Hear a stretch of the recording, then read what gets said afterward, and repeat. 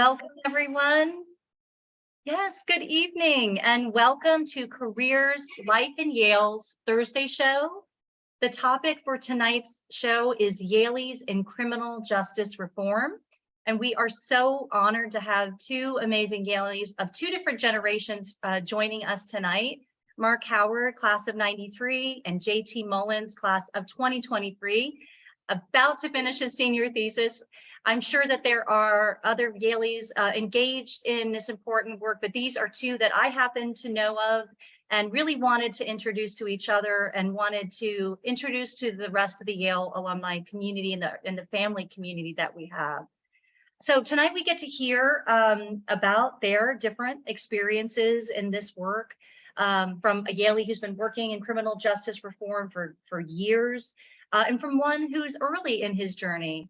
Oh, and my name is Yvette Solis Rivers. I'm Yale College class of '96. I'm one of two co-chairs for the Careers, Life, and Yale subcommittee on the Yale Alumni Board of Governors. And we are so thrilled to have everyone with us tonight. We welcome everyone. We've got alumni joining us. We've got current students, Yale families, and I think we might even have one or two Georgetown alumni and friends here as well. So welcome to everyone. So just in case we do have anyone who's new to our Careers, Life, and Yale series, I just wanted to kind of share a little bit about our program, just in case you want to join us again. These shows really aim to facilitate the sharing of wisdom from alumni to alumni, alumni to students, and alumni to our whole community. It's really all aimed to help with career and life decisions and transitions. So we do invite all of you back to any one of our programs. Our cadence seems to be about every 2 weeks now. We've slowed up a little bit ever since people started having so many Zooms. We've backed off a little bit, but pretty consistent. So please join us in the future. If you ever have any ideas or suggestions for Yale alumni or students that you think would be great to invite to participate in this show, please reach out and let us know. Just a few announcements before we get started and we turn it over to our panelists. But we are recording the show, and this recording will be available on Yale's Vimeo channel. If you want to watch it again, you want to share it with anyone, please do. You will get an email now that you've registered, you will get an email that has a link to that recording. Please do stay muted until we get to the Q&A portion of the event. I also just wanted to give a huge thanks to our YAA staff that helped make this show possible tonight. We have Chelsea Gladu on, but also Steve Bloom and Kate Gustafson are so helpful in making these shows a reality. And then finally, for those of you who are Yale alums or students, if you haven't already, I strongly encourage you to join YAA's Cross Campus. It's an online community. It has more than 24,000 Yalies. It's sort of like LinkedIn. It's just a great tool for connecting with fellow Yalies and students. And also there's some great mentorship opportunities on there. So please check it out if you haven't. All right, so here's the plan for tonight. In the beginning of this conversation, I'm going to facilitate a Q&A with Marc and JT, and then we will open it up later for conversation. So as you have questions, please feel free to enter them in the chat, and I will be calling on people later to ask their questions on the screen. So with that, I just want to introduce our amazing panelists, starting with JT.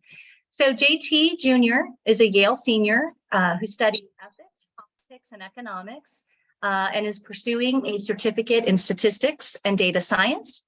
JT won a Rhodes Scholarship to study criminology and criminal justice at Oxford. He's been a scholar at the Institute for Responsible Citizenship. He's interned with the Public Defender Service in DC, worked with the Center for Law and Social Policy, and was co-president and solidarity chair at the Men's Union. Also conducted research on restorative justice reforms in DC, and his senior thesis is exploring prison and police abolition. So welcome, JT. Your resume is so impressive for someone who's a senior at Yale. Thanks so much for joining us. Well, thank you. That was the nicest introduction that I've ever gotten. So thank you. Pleased to introduce you to Marc Howard, Yale College class of '93. Marc is one of the country's leading voices in restoring humanity to the American criminal punishment system. He is a professor of government and law at Georgetown and is the director of the Prisons and Justice Initiative at Georgetown. And that's something that he founded 7 years ago. And I think he's going to be sharing a lot with us about that. He's the author of 3 books, dozens of academic articles. He's an award-winning teacher, including teaching a Georgetown course called Making an Exoneree, in which students reinvestigate likely wrongful conviction cases. And that work has, from that course has contributed to the exoneration of 5 wrongfully convicted people. Just, Marc, we're so thrilled to have you on the show to share your story and your important work with us. Thanks so much, Yvette, and thank you all for joining. It's great to be here. It's good to be with you too, JT. Congratulations on your roads and all your great achievements. Likewise. Yeah. I was so excited when, initially I reached out to Marc and JT and I found out they didn't know each other yet. Like, this is one of the reasons why Yale alumni volunteers do what they do, right? These are 2 people. Once you hear more about their stories, it's like, these are the kind of connections that, that are so important, not to their lives, but to the lives of others around us. So I just have a few questions. I'm going to start with some for both of you. And then again, as you folks who are joining us today, anytime you have a question, while you think of it, just go ahead and put it in. I'm going to come back later and I'm going to ask if you would like to ask it yourself. All right, let's just get started with a question for JT. Would you start off by just sharing a little bit about your time at Yale? It's almost up, and how that experience at Yale influenced your work in criminal justice reform. Yeah, so I guess the first thing that I'll say is that I came to, this field not within the context of Yale, but instead in the context of people that I met at Yale. And so the reason that I say that is because it happened for me during the summer of 2020 when I was not here.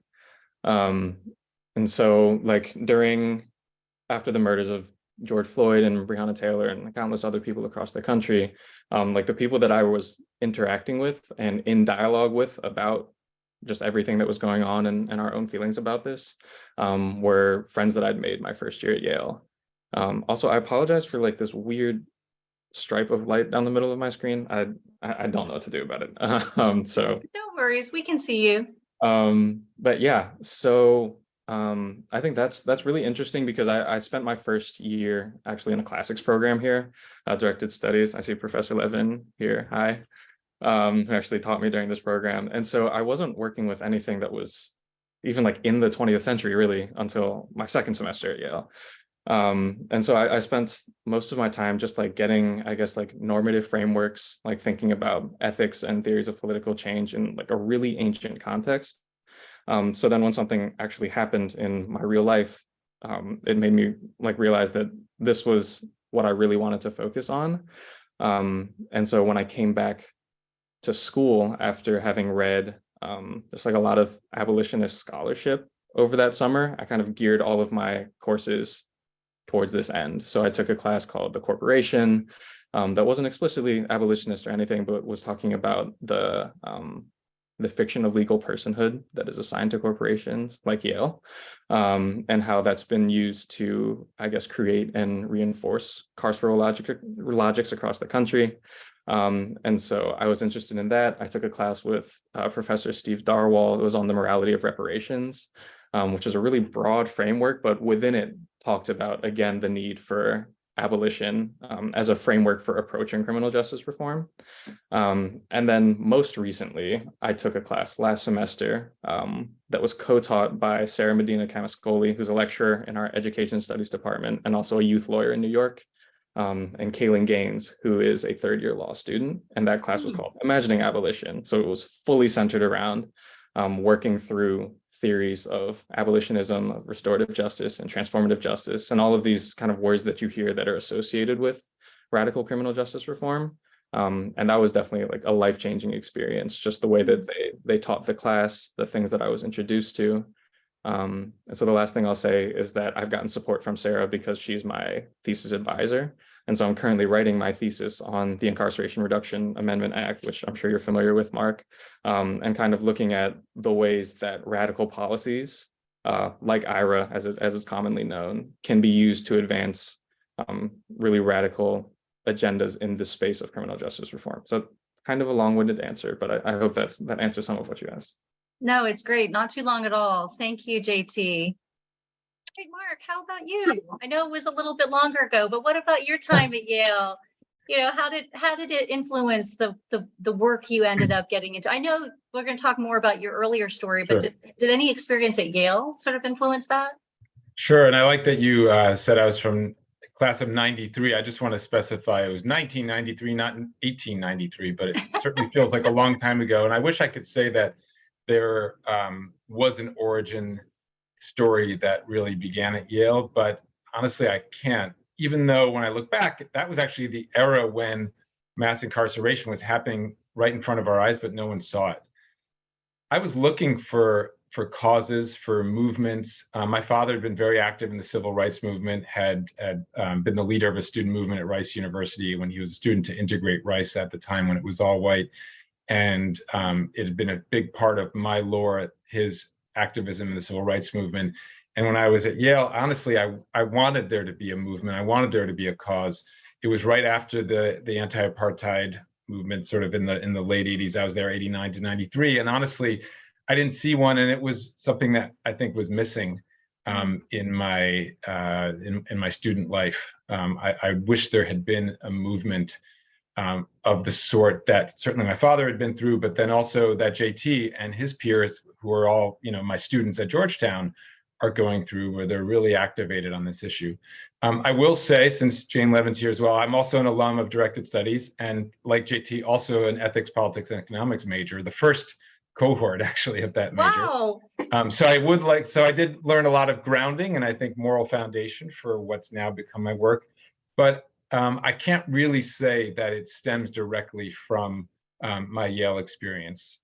There's a prior story which we can get into, but I had a wonderful experience at Yale. I look back on it very fondly, but it was another era, and I don't think anyone would have even recognized the phrase mass incarceration, even though literally it was happening during that time. In 1992, when Bill Clinton, who's a Georgetown alum, became president, there were just over 1 million people in prison. When he left office 8 years later, there were almost 2 million, 800,000 more people in prison over that 8-year period than when he started. Wow. And it was happening, the crime bill was 1994. So much was taking place, but it unfortunately took a long time for people to catch on to what was taking place. Mark. Well, I think this is a good segue to the next question, kind of going back a little bit. But can you just go ahead, Mark, and share about the early period, just how you were first inspired to help address, this issue? Sure. Well, there's kind of two personal backstories. Just very quickly, one that is not so critical, but it does guide me when I spend time in prisons, which I do on a regular basis. I was literally in a prison in Michigan yesterday and the DC jail before that, and I'll be in Sing Sing in New York on Wednesday.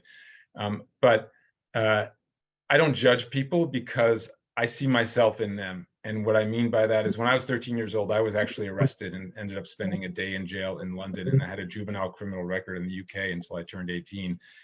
It's something I never talked about, was kind of ashamed of. It was just stupid juvenile shoplifting type bad choices, but it could have led me down a different path had it been able to define me in a way it often does in the United States, and particularly people of color.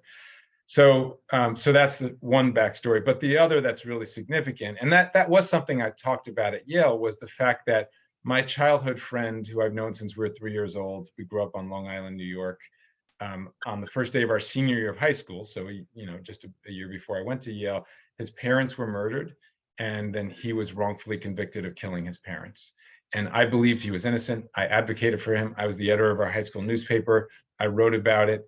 There was evidence against his father's business partner, who it turns out, we learned later, hired hitmen to kill his parents and paid off a police detective to frame him. It's a crazy story. We don't have time to get into it now. But I had advocated for him. I believed he was innocent, but he was railroaded, and no one was going to listen to, a 17-year-old kid writing in a high school newspaper called the Purple Parrot, when you had, New York Times and Newsday and everyone basically saying that it was a kid who killed his parents for juvenile reasons because he was upset about the car he had to drive and so on. But so when I went to Yale, and actually Marty actually likes to make this joke. He goes, our lives went in two different directions. Marc went to Yale, I went to jail. And we then lost touch. And when I was at Yale, I would always tell people, I have a friend in prison who's innocent. Now, back in 1989, 90, 91, this was even before the Innocence Project, before DNA. No one really believed me. They just thought I was making this up. How can this be? This doesn't happen in America, right? This is something JT's generation understands intuitively, that there is the abuse of power and that there's injustice. But when I was brought up, we were told to trust the police, that there's innocence, presumption of innocence, and that guilt beyond a reasonable doubt, and that wrongful convictions don't happen. And it took the experience of my childhood friend for me to understand that was false and to break through that narrative and then to push through that narrative. So I don't want to talk too much about it, but basically I ended up reconnecting with Marty after not only Yale, after I got my PhD in political science at UC Berkeley, started teaching at Georgetown, and then Marty and I became very close again. I started visiting him in prison. And then in the prison visiting room, I made him a promise that I would do everything I could to get him out of prison. That included going to law school, which I did. Even though I was a tenured full professor myself, I became a 1L, and I was able to play a role in helping Marty get exonerated. He'd served almost 18 years for a crime he didn't commit, which was also the loss of his parents. So he was orphaned and then went to prison on a life sentence. So Marty and I have since reunited. We teach a course at Georgetown called Making Exoneree.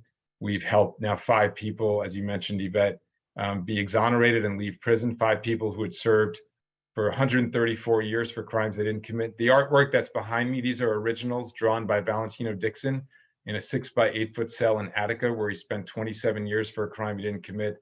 Georgetown undergraduate students helped to break the case open and bring him home. And we've done that in 4 more cases, and we have even more to come. I can also say one more thing, and then I'll pass it back to you, that this course, Making Exoneree, that we've done now 5 times at Georgetown, that's helped 5 people get exonerated. We've now expanded that program, and we're doing a pilot this year at Princeton University, which is taking 4 cases, and they're doing an incredible job. Marty and I are overseeing that program. We're not teaching the course. There's a Princeton faculty member, but we're overseeing it. And we're trying to create a form of franchise where we can do this at multiple universities to have undergraduate students reinvestigate cases of wrongful conviction and potentially help people get out of prison. And so I would hope that at one point Yale will be soon on the list of other universities that can do a Making Exoneree course. And the students certainly would be inspired by it. So JT, do you have a response to the question as to when you were first inspired to help address the mass incarceration issues in this country? Yeah, so this will not be nearly as impressive. So bear with me. But so I mentioned in the summer of 2020 that this was a moment of awakening for me. But I think this story starts a little earlier. So Trayvon Martin was killed when I was 13, 14. And I remember that my dad was the one who told me about it. Like I wasn't reading the news. I was 13. But I came home to like a Wall Street Journal article on my bed. And I remember thinking, like, I'm way too young for this. Like I resented my dad. I was like, why would you tell me about this? This isn't something that I should have to deal with. And this happened over and over and over again with Eric Gardner and Sandra Bland, and like the list of people goes on and on and on. And like they're names that are etched into my mind. So the reality, I guess, of police violence was something that was almost like implicit in my adolescent years and as I became a young adult. So fast forward to the summer of 2020, when this issue was not only getting worse, but garnering a national level of attention and conversation. And also because we were at a time where I had nothing else to do but to sit at home and scroll through a Twitter feed just filled with like videos of violence and conversations talking about said violence. I just had a lot of time to sit and think. And so I came across just the idea of abolitionism, which I mentioned before, and I will briefly attempt to define here. Because Mark, I would also like to talk with you about this later. To me, abolitionism is a recognition of the fact that the criminal punishment system, or criminal legal system is fundamentally flawed in the way that it operates and the mission that it carries out. And so what I mean by that is that it systemically operates as a mechanism of oppression for poor people, for communities of color, and often the intersection of both of those identities. And so a common thing that you hear, and that I was hearing a lot growing up, and that I hear a lot today, is that the system is not working. And what is attractive to me about abolitionism is that it introduces the idea that the system is working, and the system is doing, if not what it is set out to do, what its natural end is.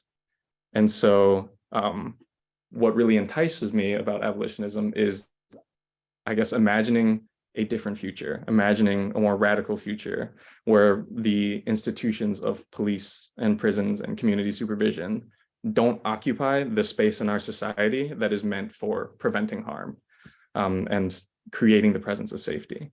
And so it was definitely a much more, I guess, isolated and intellectual development that I came to, because I was just sitting in my room reading and reading and reading and talking to people. And yeah, so I guess if I had to identify like a moment that happened, it would be over the summer of 2020. And then it's just been something that I've been continually developing for myself throughout like my coursework and personal life and my work in the last like 2 years, which is not that long a time, but for me, it's a decent amount of time. So I'm sure that the people that are gathered here would really like to hear what you've been involved recently with respect to reform. And in terms of following that, you know, what you plan to be doing. Mark, do you want to take that one first? Sure. Well, I spend probably 18 to 20 hours a day trying to get people out of prison who don't belong there. And that includes both wrongfully convicted people who I'm advocating for, in some cases representing, because I became an attorney myself and I'm involved in a number of cases, but also through the prison education work that I do through Georgetown, and then through a nonprofit that I run called the Frederick Douglass Project for Justice, that seeks to, in various ways, get the outside world to care about incarcerated people, to support them on their journey to reentry. By the way, 95% of people in prison will be getting out one day, and I want to do everything I can to try to make their reentry success and have them not go back to prison. And so I do this in a number of ways. At this point in my life, I'm interested in action.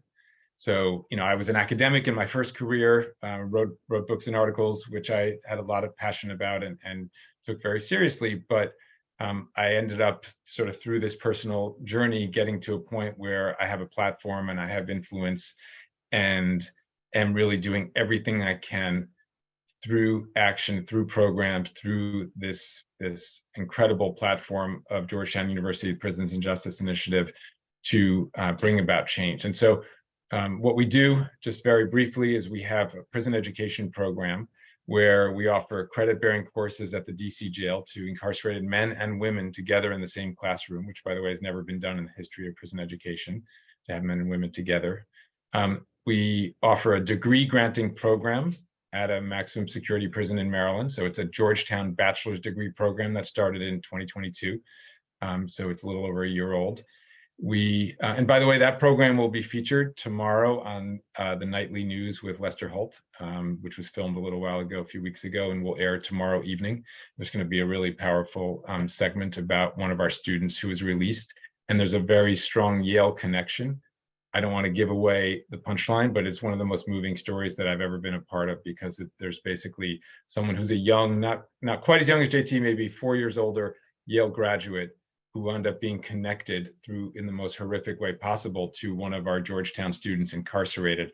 And this young man who believes in the principle of radical forgiveness ended up forgiving the man who had taken the life of his father and supporting his release. And they're now united together on the outside. It's a really beautiful, powerful story. But so through prison education, through reentry programs, we have at Georgetown 2 unique reentry programs that no university in the country has ever done before, specifically for formerly incarcerated people. One is in business and entrepreneurship with our business school at Georgetown, and the other is in paralegal studies, which is with our law school. And through that, people who previously were in prison, who came home, who face a plethora of obstacles and challenges and stigmas, are actually getting an opportunity to get education, get a certificate, get credentials, and then most importantly, get jobs after they go through this program. And they're paid throughout the duration of the program, and then they get secure employment. We've had now just about 100 graduates of all formerly incarcerated people. They're all in jobs and nobody's back in prison. So it's a beautiful program. And then there's the work with wrongfully convicted people that ends up taking so much of my days. I'm on prison calls. My phone is constantly ringing. I'm in every time I go to my office at Georgetown, I have stacks of prison mail. So my heart is full. It's broken much of the time, but it's also inspired by stories of resilience and hope.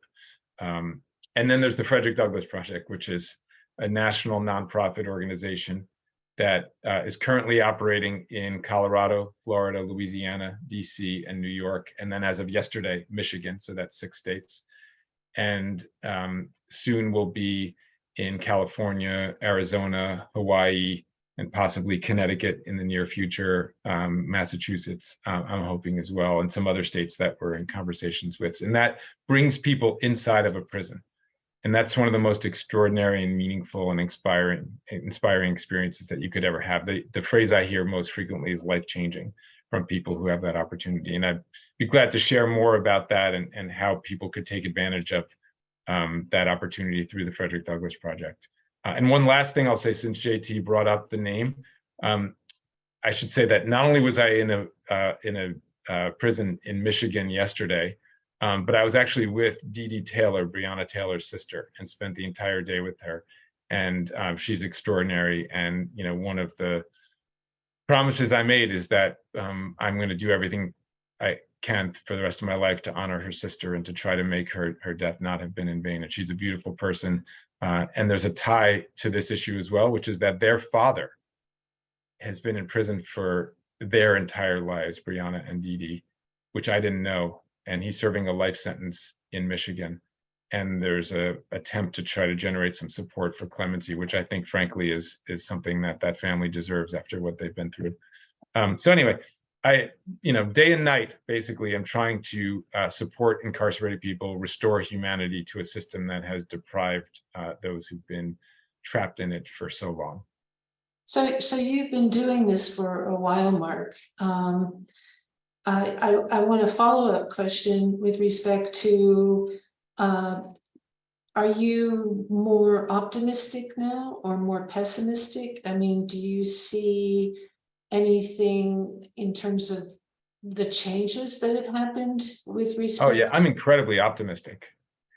Even though I'm dealing with huge challenges all the time and they make me angry and upset, but I'm optimistic because of JT and his generation. Because, and I've seen it even just over the past decade, the extent to which young people get it and they understand what injustice is and they won't accept it. And they're motivated, mobilized. And I know, frankly, and I have kids of that age, by the way, I should say myself, so 21 and 18. And, I know how it's so easy for people to criticize and sort of mock and say all they're doing is scrolling and social media and so on. But to me, it's much more sophisticated than that. They have a deep sense of justice, and they also have a sense of their own agency and moral necessity to do something. And I deeply admire that, and I'm excited and lucky in a way to be able to work with some amazing young people of that generation, and that really makes me motivated. I also see changes happening, whether it's on a local, state, or national levels. It's not easy. We live in a hyper-partisan era, although I try to work in a very nonpartisan way. I try to embrace people regardless of their ideological background to see the humanity, and I think we can make great progress that way.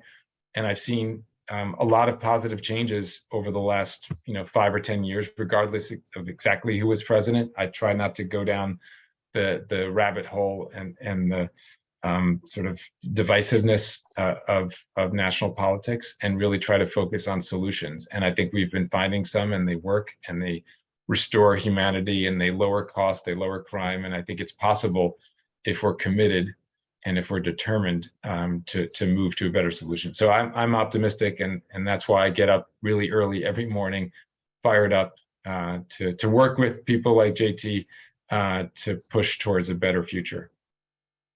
So JT, do you want to, you're working on your senior thesis right now, so I imagine, and you're making the crunch to graduate, but do you want to elaborate on what's involved with what you're working on currently with respect to reform and, come graduation, in terms of where you see yourself headed?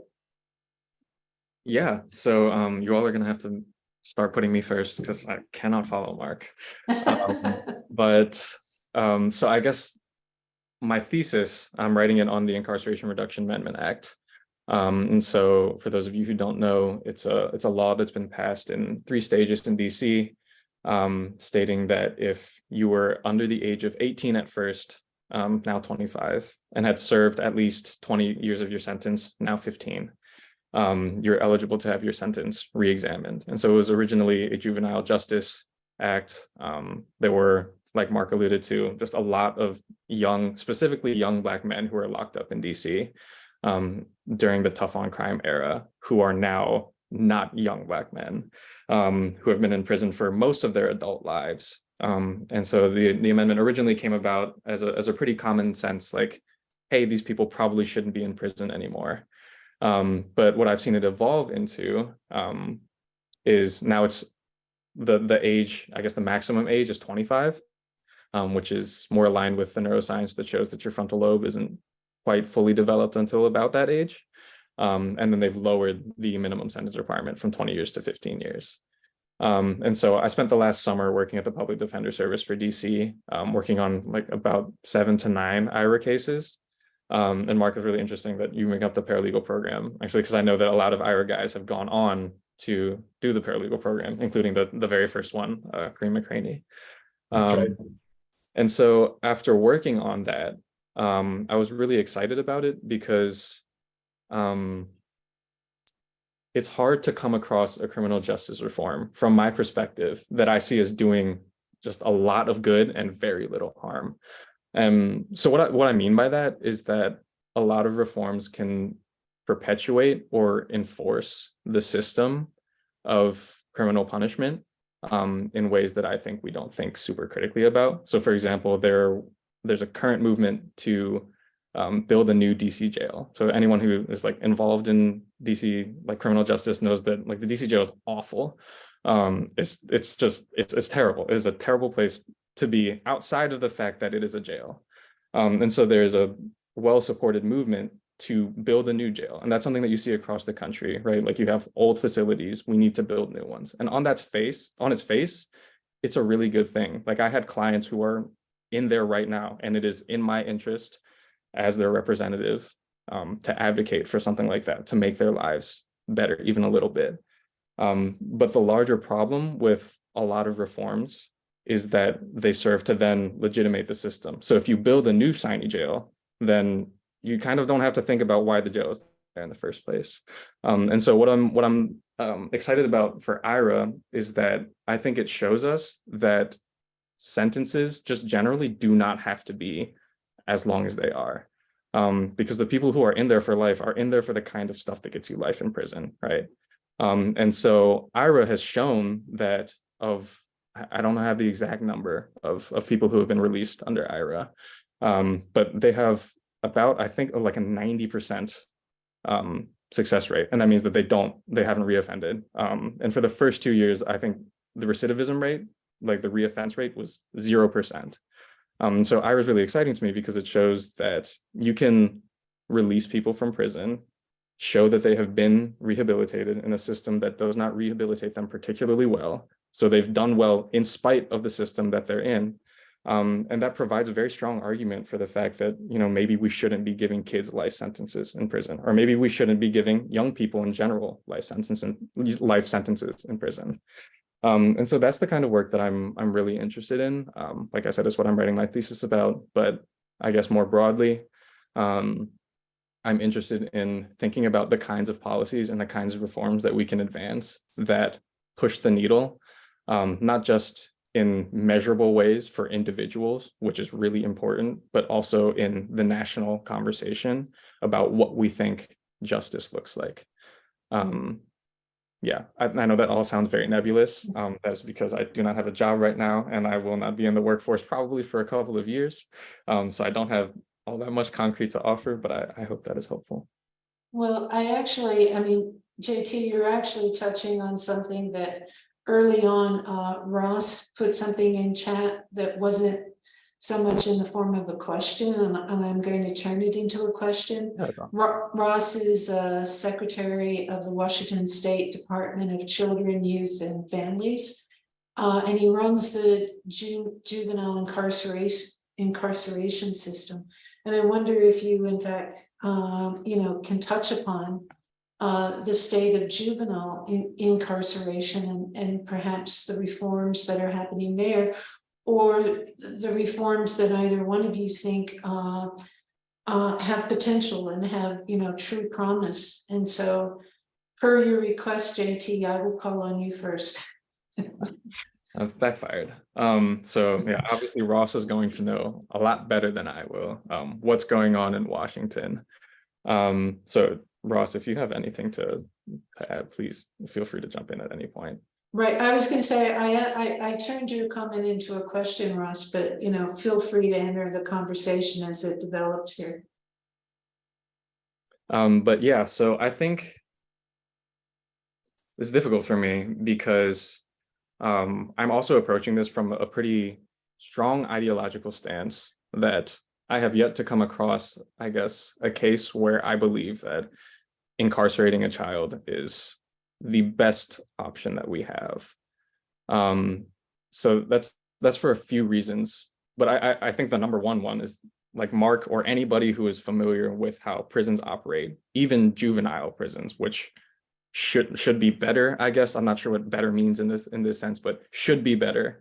There's still not places that are conducive to growth, that are conducive to rehabilitation for anybody, but especially somebody who is in the midst of their development. And so I think the most exciting reforms or changes for me are ones that divest time and resources and energy from carceral solutions to juvenile and family problems, especially because you look at, I don't know, any number of factors like the neighborhood demographics where most juvenile criminalized behavior occurs, or when you look at the family situations, or just the general environments that youths who come into contact with criminal justice or criminal punishment, the kinds of environments that these kids are coming from. It's not a coincidence that they are marginalized communities. And so the reforms that I'm really excited about are ones that move all of our resources and our time and our energy from punishing the kids or incarcerating them into addressing these actual factors, things like neighborhood poverty or home life or substance abuse. Because for me, that represents a much more hopeful future, I guess, one where we're addressing problems before they come to fruition, instead of just like dealing with kids and treating them as if they are adults, as if we should treat anybody like that, but especially not children. I can jump in. Oh, Ross, I think you unmuted yourself. Did you want to say something? Well, go ahead. You're the professor here, right? Oh, no, but I've talked plenty.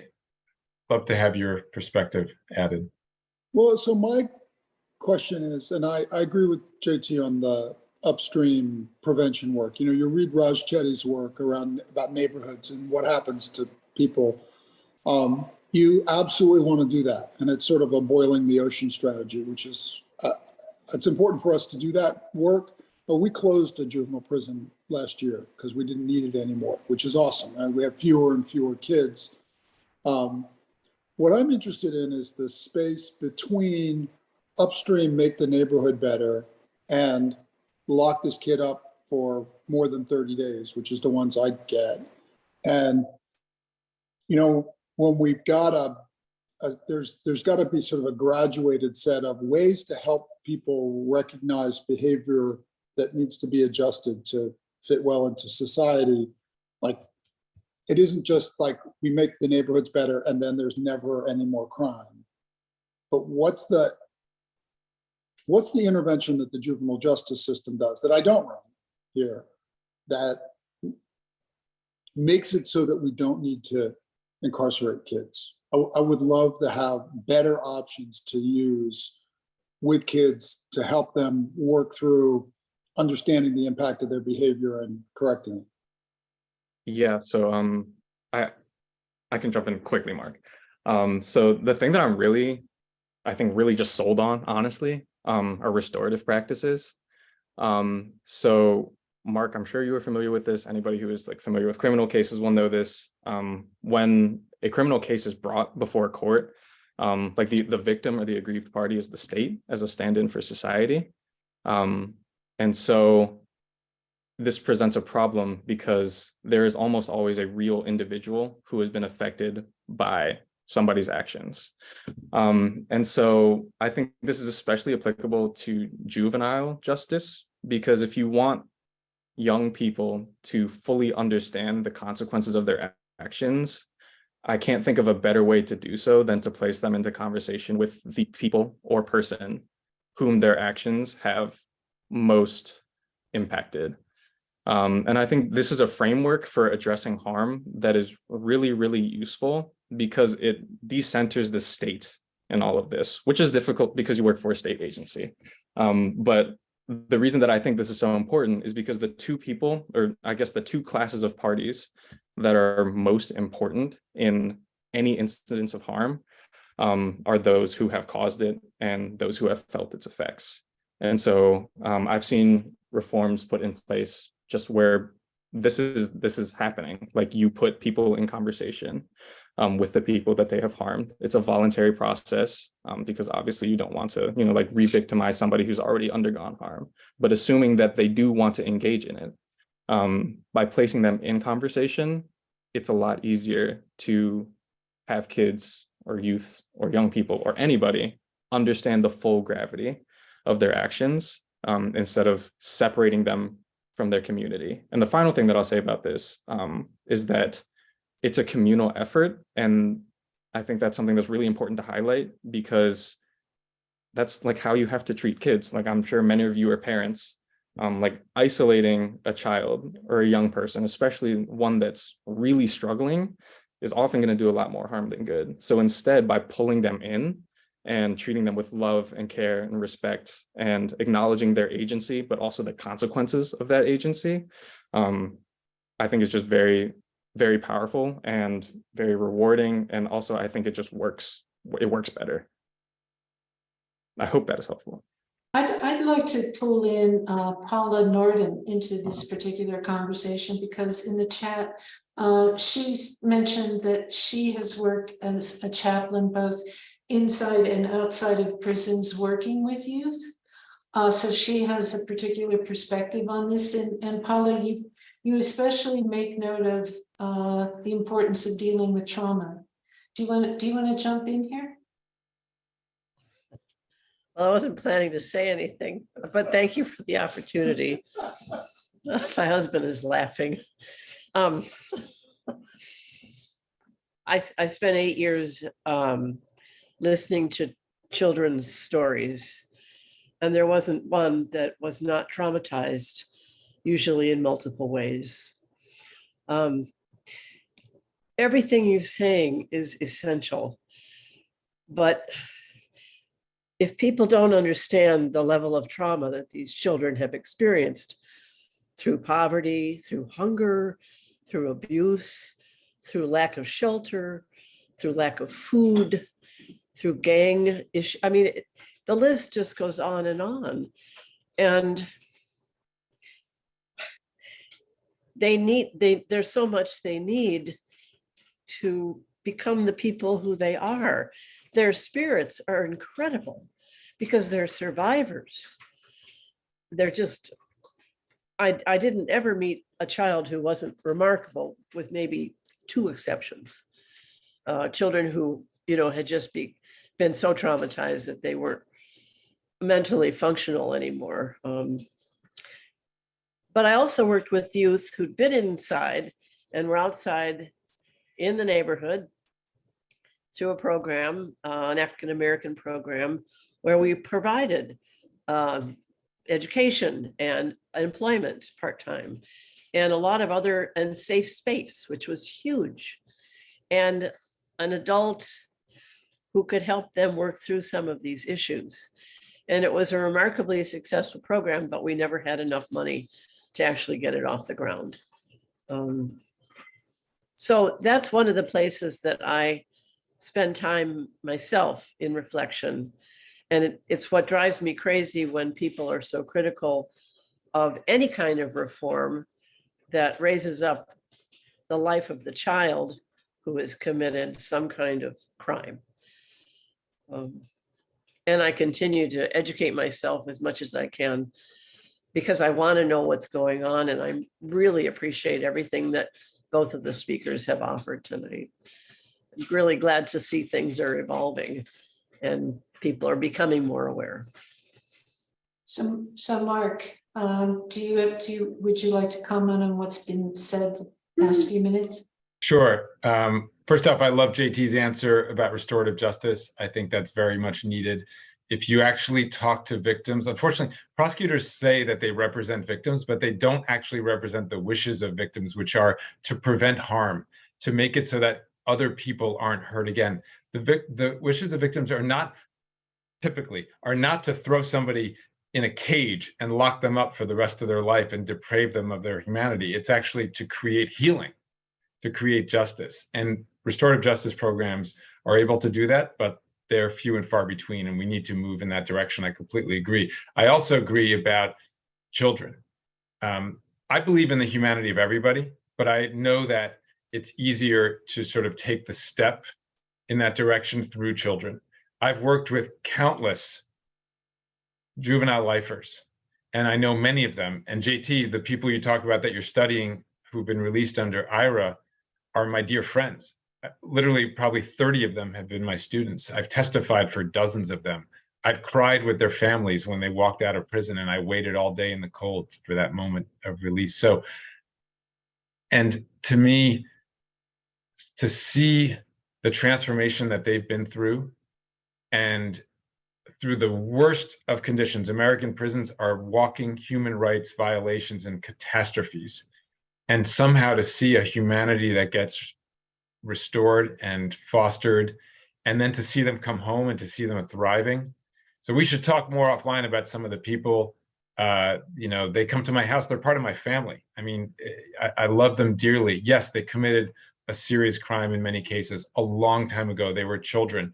I think about my friend Trey, who I've actually hired a number of them now, where, Trey, who went to prison at 16 on a life sentence, but his own life before that, he was orphaned. His father was killed by the Baltimore police when he was 18 months old. His mother died when he was 8 years old. He was living on the streets. He was literally stealing at age 8 to get cereal to feed himself and his 2 cousins, his 2 little girls who he was helping take care of. And then at age 11 is working for a drug dealer, the only person who actually sort of helped him. And then at age 13 is carrying a gun, and age 16 is serving a life sentence for one he didn't commit, but he admits his role in criminal activity. So it's a very interesting thing about innocence and guilt. What does it really mean? And then served 37 years, 2 months and a day in prison. And I testified for him, and I almost broke down and was pleading, please, Your Honor, He has a job waiting for him at Georgetown University tomorrow if you will release him today. I believe in him. I support him. And fortunately, he was able to walk out. And I was there, the first person he greeted when he walked out. And so, we need to go beyond the simplistic dichotomous view of good and evil and view of crime and punishment. We need to move towards healing. We need restoration. We need compassion. We need love. And so that's something that I, not only believe in, but I'm carrying out in practice. But I'm convinced that it's the right thing because I see it happening with my own eyes. These people they're out there, they are starting families, they're healing their communities, they're contributing, they're doing wonderful, wonderful things. They're leaders, they're people I admire, I look up to, even though, they spent decades in prison. So I'd love to get society to come to a different perspective. So those are just a few thoughts. I have many more. I'll put it also in the chat, the link to the Frederick Douglass Project for Justice. If people are interested in learning more, joining a visit. We have virtual prison visits as well, which are actually incredibly powerful through Zoom with a group of incarcerated men in Colorado who open their hearts up every single week to outside guests. And I urge you to join and experience their humanity. So I'm going to take a question that's in chat that actually starts going in another direction. The question comes from Nicole. Nicole, do you want to ask your question? Sure, I was on mute, but it's fine if you ask my question for me. Oh, okay. Let me see if I go. Thank you, Stephanie. Nicole actually has a question about the New York state budget and bail reform. As you know, Mayor Adams and the conservatives are calling on the legislature to give judges more discretion. The Senate and Assembly are digging their heel in. What are your thoughts on bail reform legislation in New York State? How do you see this ending in New York? Who wants jump ball? Who wants to take this one? I'm happy to, but if you'd like to, JT. It would be best if you did. So, bail is a red herring of an issue. It's a Trojan horse. There is no actual connection between bail reform and a rise in crime. It is a political strategy that has unfortunately been quite effective and that has led supporters of bail reform to back down. The issue of bail, I want to be clear, if somebody is alleged and is then charged and indicted for a serious violent crime, they will not be granted bail. The issue is when somebody is bail eligible, should poverty be the grounds that distinguish between somebody being free or not? Khalif Browder was held for 3 years in Rikers Island because he couldn't pay what I think was $2,000 bail, and his family couldn't pay. Why should one's economic means determine whether you're free or held, and in that case, in one of the most dangerous places in the world?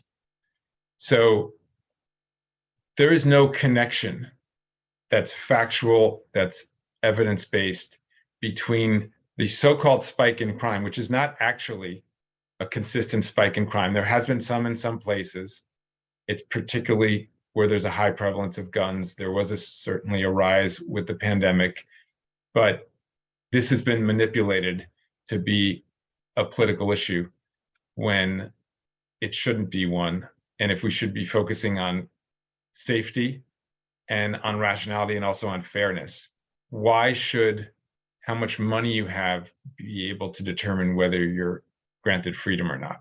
Dangerousness is another story. I think we can all agree that if somebody is violent and hurting other people, that they shouldn't be able to continue doing that. So I'm a strong, and there's another question that was in there about, I think on public safety or on healing and preventing victimization. I take victimization of crime very seriously. I do not want there to be crime. I do not want there to be victims. I do not want people to be hurt, whether it's people I know or anybody in society. And I think that somebody who is hurting people should be separated from society. And so that maybe distinguishes me from JT. I don't call myself a prison abolitionist. I don't believe that people should be able to hurt other people. But I also think that one's economic means shouldn't determine one's freedom. And I know full well that people can change out of even a temporary or even a longer lasting phase of criminality. And I've seen that happen with my own eyes, and JT's research and the IRA examples has shown that, where there's now over 80 of them have been released. I also know many of them in Louisiana, in Pennsylvania, and in Maryland, where you put it all together. I've been around probably 100, 150 people who were juvenile lifers, and they can change. And I think we need to create a way to recognize that, to support it, to encourage it, to foster it, and then to ultimately celebrate that change, that humanity. So do you think that judges should be given broader discretion? Well, that gets to be tricky because discretion historically has been a tool for discrimination. And I want to be careful that we don't go down that road again, where, and that was one of the problems where people moved in a direction of mandatory minimum laws, which was to get away from judicial discretion, which was a form of discrimination. And then mandatory minimums were just used kind of across the board for everybody equally, where sentences were doled out and harshness was meted out. So I would like some discretion with checks on discrimination, if that's, something that could be a compromise that could be found. But I think we definitely need to avoid the situation where money can buy you freedom, and lack of it, poverty, leads to incarceration and continued incarceration. Thank you. So for believe your it or not, we are like about a minute away from the top of the hour, but I want to give you both an opportunity to make sure you've said what you would like to impart to this gathering. But first, I also want to include Yvette put a question of Mark. JT is about to set forth on his path of a career in criminal justice and reform. As the senior member here, the old man here, what wisdom would you like to pass on? Ouch. Well, I think that my advice to JT and to others of his generation is to not back down, to follow what's right, but also to be strategic about it and careful of minefields that can, I think, undermine the very cause that he's passionate about. And I try to do that by getting past the ideological minefields that I think can be sometimes tempting. I see that a lot with my students. I tell them, don't follow what you're seeing in your silo, in your feed, in the groupthink, in the immediate quick reactions. Follow the truth. Sometimes the truth might go in a direction that surprises you. And most importantly, follow justice, and true justice, which is not always obvious and not always predictable, but I think is the most important thing. And so in that sense, it's be open, be honest. I think you clearly have a big heart, and I think you are clearly incredibly bright and well-read and well-versed and ready to go take on the world from Oxford, which is just a beautiful, incredible place. I think just go for it with all of your heart and your mind put together. And I look forward to seeing what you do and hopefully being a little bit a part of that journey as well. So before I hand it over to JT, because in terms of, I'm sure the inspiration from your work keeps you going, but Mark, what do you do to sustain yourself in those down moments? What do you do to restore yourself? Well, I keep coming back. I keep going inside. I tell people, I said it yesterday in Michigan, I find more humanity in these places of darkness and misery than I do in some of the most prestigious circles that I am also fortunate to be able to spend time in. And I try to let the down moments fuel me in terms of anger that I can't stand for this, particularly the setbacks that we're constantly facing in cases, and the just blatant injustice that often comes from the institutions of the state. But I also try to let the positive inspiration that comes from the successes, from the amazing human beings and families that I get to interact with, inspire me to keep on pushing. So, you know, I don't say this in a proud way, but I work around the clock because I can't do anything else, and I don't consider it work. I consider it a privilege. I consider myself lucky, fortunate to have a window onto this level and layer of humanity that most people don't see and even know exists. And it's what I live for. You know, that and my own family is to make a difference and try to make people's lives better, and hopefully inspire others around me to care and to do that as well, and do their part as best they can. And so JT, you know, you've had a chance to tell us about your life and experience, but perhaps there's something that you still want to let people know about or share with us. Well, first, thank you for your very kind words, Mark. Your advice is certainly well taken, and thank you all for having me. It was an honor and a privilege. I guess the last thing that I will say, I'm trying to think of the best way to say this. I can feel myself getting older and getting more set in my ways, especially ideologically. And so the project that I'm currently engaged in is not letting myself let go of radicalism.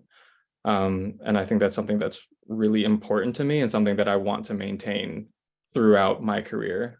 Like I want to feel like I'm somebody at 35 and 60 and 70 and 85 that is still pushing myself. And the reason that means so much to me is because, and here I will double down on abolitionism, is that Miriam Kaba, she defines it as a horizon.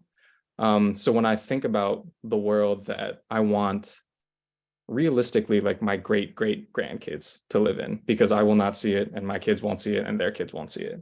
But when I think about that, I want them to live in a world that does not have police or prisons, and not in like the anarchy way that like it is typically described to you as, but a society that has the presence, the active presence of safety and love and care built into it, in such a way that the idea of incarcerating somebody at all, let alone enacting the kind of violence that we see every day, is just like an unheard of thought. And I think the only way that you get there is through an iterative process.